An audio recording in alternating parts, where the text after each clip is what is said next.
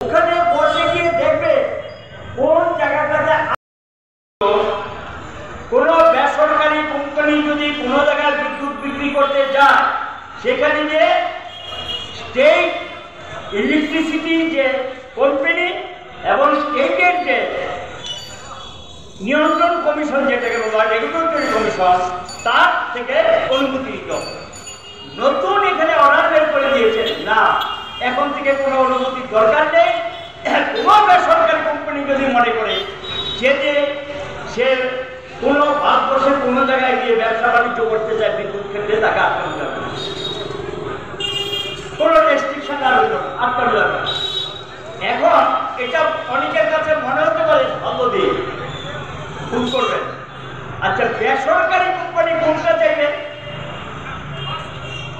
ধরুন এই যে আপনাদের খয়ারপুরের কাছে উজ্জ্বলনগর তো শুনেছেন না, এখানে এক শিল্প, এখানে 1 ইউনিট বিদ্যুতের দাম 8 টাকা 9 টাকা, 7 টাকা 8 টাকা 9 টাকা, ঠিক আছে? এখান থেকে লাভ।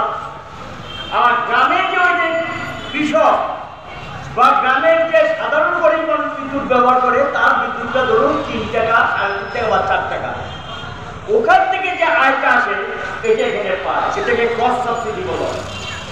এখন তাদের আপনারটা বলেছে ক্রস সাবসিডি তুলে দাও, নো ক্রস সাবসিডি, তাহলে দিয়ে দামটা অটোমেটিক্যালি বাড়বে। নিচের যারা কম দামে বিদ্যুৎ পেতে 90% মানুষ, তার দামটা বেড়ে যাবে, বিদ্যুতের দামটা অটোমেটিক্যালি বেড়ে যাবে, আপনি এটাকে আটকাতে পারবেন।